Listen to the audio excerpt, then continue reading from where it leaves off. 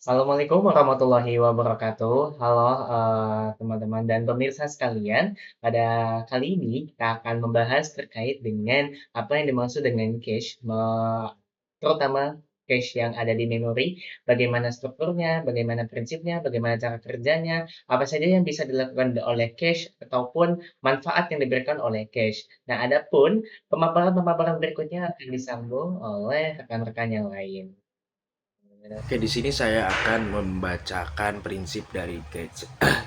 Cache adalah memori berkecepatan tinggi yang digunakan untuk menyimpan data atau instruksi yang sering diakses oleh prosesor agar waktu akses menjadi lebih cepat. Nah, prinsip utamanya itu ada tiga. Yang pertama ada locality of reference atau kedekatan akses. Yang kedua itu ada temporality, locality. Artinya data yang baru saja diakses kemungkinan besar akan diakses lagi. Dan yang terakhir ada spatial locality, data yang berdekatan dengan data yang baru diakses juga kemungkinan akan digunakan segera. Nah, cache ini bertujuan untuk mengurangi waktu akses ke memori utama atau RAM dengan menyiapkan data yang mungkin dibutuhkan lebih dulu di cache. Berikutnya ada struktur dari cache itu sendiri. Yang pertama itu ada tag. Artinya identifikasi unik untuk setiap blok data dan memori utama. Tag ini digunakan untuk mengecek apakah data yang meminta ada di cache atau cache hit atau tidak atau cache miss. Yang kedua itu ada data atau blok. Isi atau nilai data yang disimpan dari memori utama. Yang ketiga itu ada valid bit. Apa sih valid bit itu? Penanda apakah blok data di cache berisi data valid atau tidak. Yang keempat itu ada indeks, menunjukkan lokasi atau posisi baik dalam cache. Yang kelima itu ada replacement policy, yang artinya menentukan blok mana yang diganti ketika cache penuh. Contohnya LRU atau list recently used, vivo atau random. Nah, yang terakhir itu ada write policy, artinya mengatur bagaimana data yang diubah di cache ditulis ke memori utama. Nah, write through artinya langsung menulis ke memori utama, dan write back ditulis ke memori utama hanya saat bisa diganti. Nah, berikut ini ada jenis-jenis dari cache. Umumnya di cache dibagi jadi beberapa jenis. Yang pertama ada cache level. Level 1, level 2, dan level 3. Level 1 paling cepat dan paling kecil. Dan yang level 2 itu lebih besar. Dan yang level 3 paling besar tapi paling lambat di antara ketiganya. Nah, yang kedua itu ada instruction cache atau data cache. Satu khusus nyimpen instruksi program dan satu lagi nyimpen datanya. Mapping yang terakhir ada mapping cache, ada direct mapped atau fully associative and set associative. Ini cara cache menentukan data bakal disimpan di blok yang mana. Adapun beberapa jenis cache yang lainnya adalah yang digolongkan berdasarkan lokasi. Yang pertama dimulai dari CPU cache. CPU cache merupakan suatu area kecil yang tersusun dari memori yang punya kecepatan lebih yang ditanam di dalam CPU. CPU ini menyimpan data dan instruksi yang sering digunakan dari memori utama untuk mengurangi pengaksesan memori utama berulang-ulang kali. Ini sangat meningkatkan kinerja sistem karena mengakses data dari CPU cache jauh lebih cepat daripada mengakses data dari memori utama. Berikutnya adalah memory cache, di mana cache ini adalah jenis memori yang digunakan untuk menyimpan data yang sering diakses atau data yang dianggap penting oleh sistem komputer. Cache memory berfungsi sebagai buffer antara memori utama dan prosesor. Cache memory biasanya terletak di dekat prosesor dan memiliki kecepatan akses yang lebih tinggi daripada memori utama, sehingga membantu meningkatkan kinerja sistem dengan menyediakan data yang diperlukan oleh prosesor dengan cepat. Kemudian ada disk cache. Disk cache merupakan teknologi penting dalam dunia komputasi yang dirancang untuk meningkatkan kecepatan akses data dan efisiensi sistem. Disk cache berfungsi untuk menyimpan data yang sering diakses. Ini juga memungkinkan sistem untuk mengakses informasi tersebut secara lebih cepat daripada harus membaca langsung dari hard drive setiap kali. Komputer dapat mengurangi waktu yang dibutuhkan untuk membuka aplikasi, memuat file, dan menjalankan beberapa tugas sehingga meningkatkan performa secara keseluruhan. Dan yang terakhir adalah cache pada OS, yaitu tempat penyimpanan data sementara yang mempercepat akses ke data yang sering digunakan oleh OS, aplikasi, ataupun browser. Fungsi utamanya adalah untuk menyimpan data yang telah diunduh atau diproses untuk memudahkan pengambilan data kembali di masa yang akan datang, sehingga mengurangi waktu loading dan menghemat kuota data. Dengan dan menghemat kuota data saat membuka situs web atau aplikasi yang sama sebelumnya. Setelah tadi dipaparkan mengenai prinsip, struktur, dan jenis-jenis cache, nah sekarang kita akan mengenal lebih dalam lagi nih apa yang dimaksud dengan cache-cache lainnya. Dimulai dari cache asosiatif. Cache asosiatif merupakan jenis cache prosesor yang alamat sumbernya dapat dipetakan ke lokasi manapun dalam cache, sehingga menghasilkan rasio penentuan cache yang tinggi dan pengusiran yang lebih jarang. Dalam jenis ini, sebuah blok memori bisa ditempatkan di lokasi manapun di dalam cache. Tidak ada batasan posisi, peluang menemukan data yang dicari menjadi lebih tinggi, sehingga jumlah cache miss-nya berkurang. Konsep ini juga melandasi beberapa pengembangan yang lebih canggih seperti victim cache. Victim cache sendiri adalah cache kecil yang bersifat sepenuhnya asosiatif dan digunakan untuk menampung blok-blok yang terbuang dari cache utama. Tujuannya adalah menyelamatkan data yang sebenarnya masih berpotensi digunakan kembali. Dengan cara ini, bahkan cache yang awalnya bertipe direct map dapat mendekati kinerja cache yang lebih asosiatif tanpa menambah kompleksitas besar pada cache utama. Mekanisme kerjanya sangat sederhana. Dimulai ketika blok dikeluarkan dari cache utama, blok tersebut dipindahkan ke victim cache. Jika sewaktu-waktu CPU membutuhkan kembali blok tersebut, blok dapat ditukar langsung dengan cache utama. Teknik seperti ini menunjukkan bagaimana cache asosiatif mendukung fleksibilitas penempatan data dan mengurangi konflik. Berikutnya, kita mengenal cache yang dipetakan langsung atau direct map cache, yaitu skema penyimpanan cache di mana setiap blok memori utama hanya dipetakan ke satu lokasi cache tertentu. Artinya, satu alamat memori hanya bisa disimpan di satu baris cache yang spesifik, ditentukan oleh bit index dari alamat memori, dan digunakan untuk melindungi memori antar proses. Pada skema ini, setiap blok memori hanya boleh masuk ke satu baris pemetaan saja, cache tertentu yang ditentukan oleh bit index pada alamat memori. Mekanisme pencariannya juga sangat langsung. Dimulai dengan indeks menunjuk baris cache-nya, lalu tag-nya dibandingkan, dan jika cocok, terjadi cache hit. Karena logikanya sederhana, direct map cache sangat efisien, hemat daya, dan cepat sehingga cocok digunakan pada sistem seperti cache interupsi atau perangkat embedded. Namun, kesederhanaan ini juga membuatnya rentan terhadap konflik miss, terutama ketika dua alamat memori yang sering digunakan terus-menerus memetakan ke baris cache yang sama. Inilah alasan mengapa pada beberapa prosesor ditambahkan victim cache untuk mengurangi kekurangan tersebut. Nah, kita mengenal kembali, selain dari dua cache tadi, ada juga yang disebut sebagai cache set asosiatif, yaitu merupakan organisasi memori cache yang digunakan secara luas dalam arsitektur komputer yang menyeimbangkan antara cache yang dipetakan langsung dan cache yang sepenuhnya asosiatif. Dalam desain ini, setiap alamat memori dipetakan ke satu set tertentu, dan setiap set berisi beberapa blok yang dikenal sebagai cara. Nah, cache set asosiatif ini berfungsi sebagai kompromi antara dua tipe cache yang tadi, sehingga cache ini lebih sederhana namun mudah mengalami konflik dan fully asosiatif yang fleksibel tetapi mahal secara perangkat keras.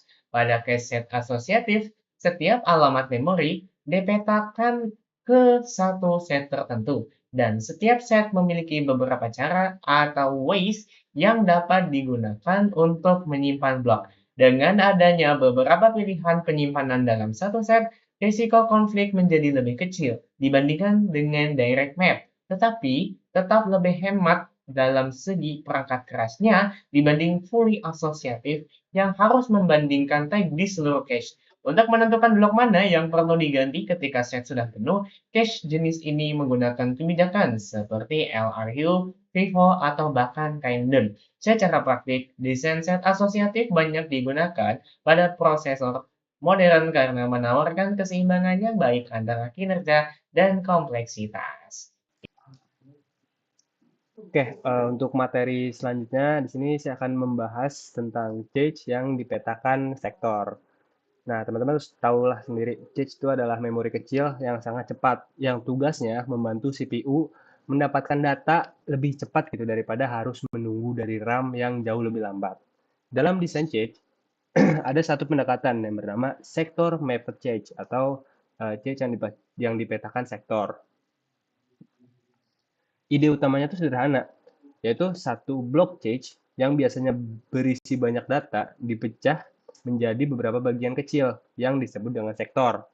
Di setiap sektor ini dapat diisi atau digunakan secara terpisah, meskipun seluruh blok tetap memiliki satu identitas utama yang disebut dengan tag. Nah, dengan pembagian seperti ini, cache itu nggak perlu uh, selalu mengambil keseluruhan blok besar dari RAM gitu ketika CPU membutuhkan data. Jika CPU hanya membutuhkan data di salah satu sektor, maka cache itu cukup diambil, maka cache cukup mengambil sektor itu saja tanpa harus memuat keseluruhan blok. Hal ini membuat penggunaan bandwidth memori itu jadi lebih efisien gitu dan dapat mengurangi waktu tunggu saat terjadinya cache miss. Namun teknik ini juga sedikit lebih kompleks dibanding cache biasa karena harus mengelola validitas setiap sektor satu persatu. Walaupun begitu, konsep ini tuh penting gitu untuk dipahami karena menunjukkan bagaimana cache berusaha mengoptimalkan kecepatan akses data di tingkat perangkat keras. Nah, selanjutnya kita akan masuk ke memori maya, teman-teman. Nah, definisi memori maya itu apa sih? Jadi, memori maya itu adalah sebuah mekanisme yang membuat komputer seolah-olah memiliki kapasitas RAM yang jauh lebih besar dari ukuran sebenarnya gitu. Sistem operasi melakukan ini tuh dengan memanfaatkan sebagian ruang penyimpanan di HDD atau SSD sebagai tempat penyimpanan data sementara gitu ketika RAM hampir penuh. Akibatnya, meskipun RAM fisiknya itu terbatas, komputer tetap bisa menjalankan program besar atau banyak aplikasi sekaligus gitu tanpa mengalami kehabisan memori.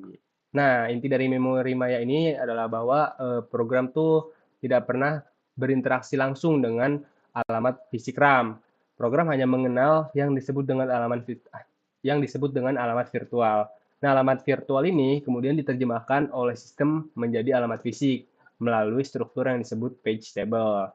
Dengan cara ini, setiap program mendapatkan ruang memori yang tampak luas, terstruktur, dan aman karena tidak saling menunggu gitu. Terus gimana sih cara kerjanya? Nah, ini adalah cara kerja dari memori maya tersendiri. Jadi, ketika sebuah program nih membutuhkan data, program tersebut tuh menghasilkan yang sebuah alamat virtual. Nah, alamat ini selanjutnya dikirim ke MMU atau Memory Management Unit, yaitu komponen dalam prosesor yang bertugas menerjemahkan alamat virtual menjadi alamat fisik. Nah, MMU ini tuh akan melihat nih apakah data atau halaman yang dimaksud tuh sudah ada di RAM. Jika halaman sudah tersedia, maka prosesnya berjalan cepat dan normal gitu. Tapi jika halaman itu belum ada di RAM, terjadilah yang namanya page fault gitu. Dalam kondisi ini, sistem operasi itu harus turun tangan. Ia akan mencari ruang kosong di RAM atau memilih halaman lain untuk dipindahkan ke disk jika RAM sedang penuh. Setelah itu, halaman yang dibutuhkan diambil dari penyimpanan dan dimasukkan ke RAM. Nah, page table diperbarui untuk mencatat lokasi baru tersebut dan proses program dilanjutkan seolah tidak terjadi apa-apa. Semua mekanisme itu berlangsung otomatis dan sangat-sangat cepat sehingga pengguna tuh nggak sadar gitu bahwa mekanisme itu sedang berjalan gitu. Nah, memori maya ini membuat komputer modern lebih jauh. Memori maya ini membuat komputer modern jauh lebih fleksibel dan stabil. Program bisa menggunakan memori seolah-olah tanpa batas gitu. Sistem dapat multitasking dengan aman dan proses translasi alamat berjalan tanpa perlu campur tangan pengguna. Oke, jadi saya akan melanjutkan pembahasan yang sudah teman-teman saya sampaikan sebelumnya. Yang sebelumnya itu ada cache dan memori maya. Dan pada pembahasan kali ini saya akan membahas perbedaan cache dan memori maya. Nah, jadi tujuannya cache itu dia untuk meningkatkan kecepatan akses data CPU, sedangkan memori maya ini menambah kapasitas memori secara virtual. Nah, kalau cache ini dia itu diatur oleh hardware atau CPU, sedangkan memori maya diatur oleh SO atau sistem operasi. Nah, kalau cache ini dia bekerja di antara CPU dan RAM. Kalau memori maya, dia bekerja di antara RAM dan penyimpanan atau disk. Nah, cache ini dia berukuran kecil dan cepat, sedangkan memori maya dia berukuran besar namun lebih lambat. Nah, perbedaan inti yang saya tangkap dari yang sudah saya beritahu tadi itu kalau cache itu dia unggul di kecepatan, kalau memori maya dia unggul di kapasitasnya. Nah, selanjutnya saya akan membahas Direct Memory Access atau DMA. Jadi DMA ini itu adalah mekanisme yang memungkinkan perangkat keras seperti disk drive atau kartu jaringan untuk mentransfer data secara langsung antara memori utama atau RAM dan perangkat input-output tanpa harus melalui CPU untuk setiap langkah transfernya. Nah, dalam sistem komputer tanpa DMA itu setiap proses transfer data harus dikontrol oleh CPU sehingga CPU itu menjadi sibuk mengatur perpindahan data kecil secara berulang. Nah, dengan hadirnya DMA, dia ini mengatasi masalah ini nih. Jadi DMA ini mengambil alih sebagian tugas CPU dalam proses transfer data sehingga sistem menjadi lebih efisien. Nah, kalau diibaratkan di dunia nyata, CPU ini anggaplah sebagai manajer. Tanpa DMA, CPU ini tuh harus mengangkat barang atau memindahkan barang satu persatu dari gudang ke kantor. Nah, ini kan akan lambat dan membutuhkan tenaga yang banyak ya.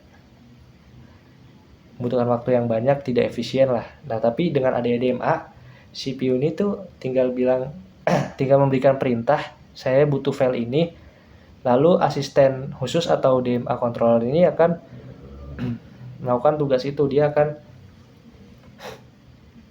file itu secara mandiri, mengambil file itu secara mandiri. Jadi CPU ini tuh bisa fokus ke tugas yang lain. Nah, untuk contoh nyata DMA, jadi saat kita memutar video Full HD atau 4K, data video ini tuh dipindah dari storage ke RAM melalui DMA. Jadi sehingga tuh dia tidak memberatkan si CPU-nya. Nah, selanjutnya saya akan membahas cara kerja DMA. Jadi proses kerja DMA tuh ada 5 tahap. Yang pertama, dia CPU itu memberikan perintah kepada DMA controller untuk memulai transfer data. Nah, kita ibaratkan seperti yang tadi, CPU ini manajer. Jadi si manajer ini tuh memberikan perintah kepada DMA controller atau asisten khususnya untuk melakukan pemindahan barang. Nah, setelah mendapatkan izin dari CPU atau manajer, si asisten khusus ini tuh mengambil alih kendali bus atau kalau kita ibaratkan dia mengambil alih mobil kantor lah.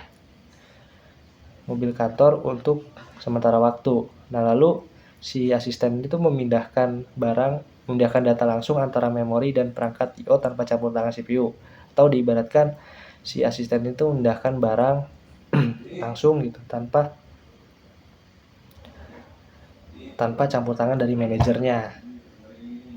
Lalu setelah proses transfer selesai, DMA ini mengirimkan sinyal interrupt ke CPU untuk memberitahu bahwa pekerjaan telah selesai. Nah, ibaratnya jadi setelah si asisten ini selesai menjalankan tugasnya, si asisten ini memberikan sinyal ke manajer nih, ngasih info lah bahwa dia udah melakukan pekerjaannya. Nah, lalu CPU ini kembali mengambil alih kendali bus dan melanjutkan operasi normalnya, atau si CPU ini mengambil kembali mobil kantor yang tadi dipinjam, lalu melanjutkan operasi normal, melakukan tugas seperti biasa gitu. Jadi simpulan dari mekanisme ini tuh CPU dapat fokus menjalankan perhitungan dan tugas lainnya itu tanpa terganggu proses pemindahan data. Dengan demikian, kita bisa menyadari dan mengetahui bahwasannya cache akan mempercepat akses data dengan menyimpan informasi yang sering digunakan dalam memori berkecepatan tinggi, didukung struktur seperti tag, data, dan valid bit, serta berbagai teknik pemetaan seperti direct map, asosiatif, dan set asosiatif. Memori maya memungkinkan penggunaan ruangan penyimpanan sebagai perluasan RAM sehingga setiap proses tetap mendapatkan ruang logis yang aman melalui mekanisme alamat virtual dan page table. DNA membantu transfer data langsung antara perangkat I/O dan RAM tanpa membebani CPU, sehingga efisiensi kerja meningkat. Ketiga mekanisme ini bersama-sama memastikan pengelolaan memori berjalan secara cepat, stabil, dan optimal dalam lingkungan multi-programming. Demikian pemaparan mengenai cache dan materi tentang percepatan akses memori. Semoga materi ini bermanfaat. Terima kasih. Wassalamualaikum warahmatullahi wabarakatuh.